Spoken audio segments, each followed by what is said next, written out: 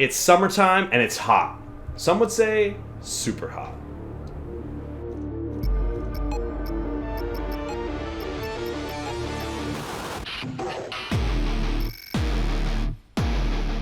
For a whole lot more videos like this one, check out our channel, give us a like, and subscribe. Scott, we got a pretty awesome opportunity here. We got to check out I don't know if we want to call it a DLC, because it's not really a DLC.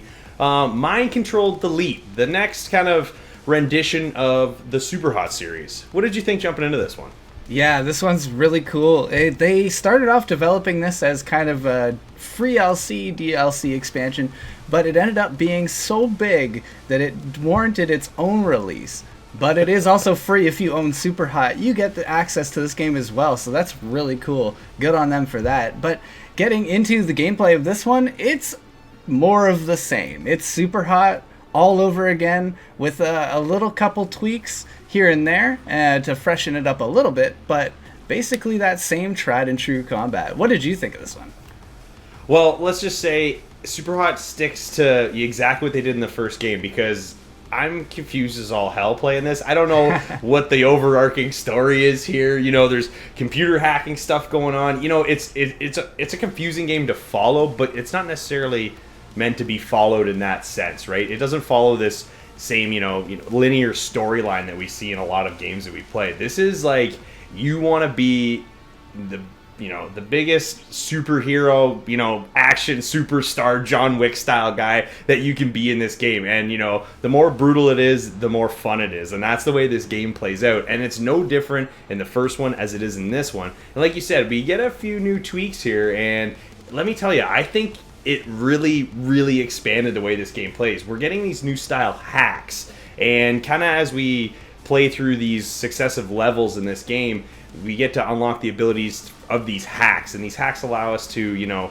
use certain things. Like, for example, anything we throw is now a grenade, so when it hits the ground, it automatically explodes, which you have to watch out for because you can cause damage to yourself. But again, that's not something we had in the first game, so it's awesome to see this now where we can get some of these different things to kind of mix it up, because this game is very repetitive in the sense that, if you're having a tough time with it, you're going to be replaying levels, but this particular one, you do end up replaying some levels anyways, kind of over and over again, but, with randomly generated enemies, it always kind of feels a little bit different. Mm-hmm. But again, for a game that is so repetitive, they've managed to find a way to keep it fresh no matter what. Like, I just want to keep playing no matter if I die or I move on to the next level. Yeah, and there's a lot of different ways they've posed this to make it make more sense kind of in a video game setting. You touched on that this game is very abstract when it comes to a storyline. It is not really something that's meant to be taken entirely seriously, and a lot of it hints towards the fact that this is just a video game that you're playing. It's self-aware almost.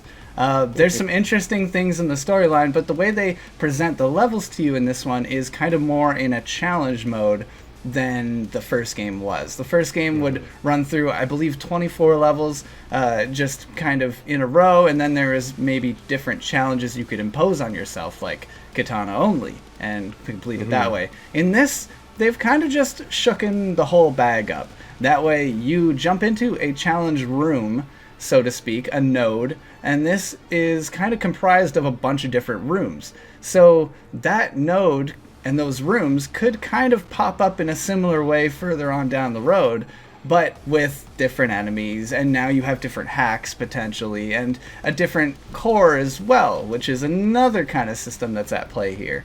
So when you begin a game, you get to choose a core, and that kind of dictates how that character is going to play out. This is something that was not in the first game.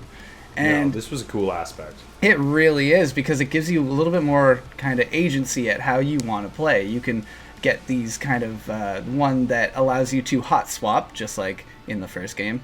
And then there's other ones that kind of tweak that, so you can throw a katana and recall it to your hand, or you can rush into an enemy with a loaded punch already there. There's a couple different things that kind of give you a power, an edge over other things. And this combat really works out well, because there's a lot of these different nodes, and you're really tried and tested as you have to get through maybe 8 of them without taking 2 damage. So it's quite a challenge, and it's unlike the first game in the way that the challenge is the game in this time around.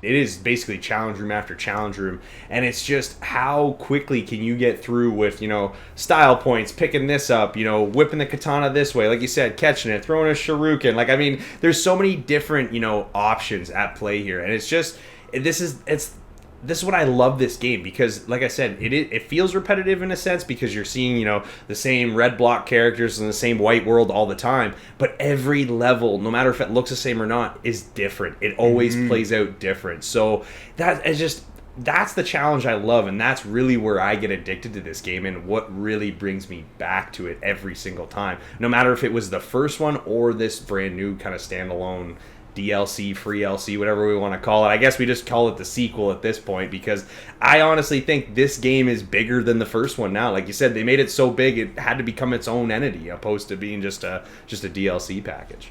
Oh, absolutely, yeah. This game is so big, it definitely stands alone on its own merit. And I love how they've recycled all these different things. It really is a true work of art out of recycled entities. Like, if you think about it, every weapon is very limited. All the characters are almost the same. This one gives you a little bit of tweaks later on. There's a kind of demon thing that pops in. There's other kind of red guys that are able to use your powers.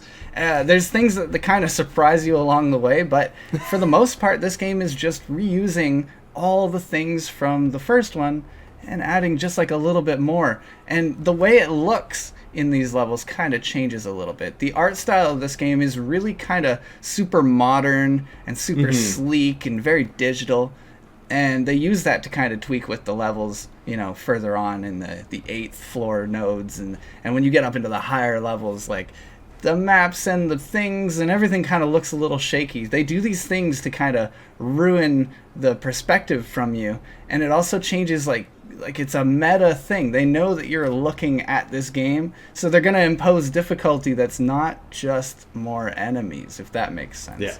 It's a sneaky way of making the game harder as you go along, because in the grand scheme of things, you may not feel like, some of these changes necessarily affect you greatly, but as you start progressing through some of these levels, you realize that, okay, this has changed up. Something's different here. Now you have to adjust the way you're doing it. It's not just, trying to find every enemy in the room now. It's you're what item am I going to pick up first? Who am I going to look at first? You really start to plan out your attack before it really gets through, because when you start working your way through these nodes, you don't want to be on the 4th or 5th floor of the node and then die because this permadeath kicks in, and then you have to restart the whole node over again. And I mean, hey, I love playing this game, but I certainly like getting through the levels too. So it is a little disheartening when you're all the way down there and you get kicked back to the beginning of the node again. I could probably play this game nonstop always till I kept saying super hot, super hot, super hot. But I think we're gonna have to score this one, Scott. If you're gonna give it a score, what are you gonna give it?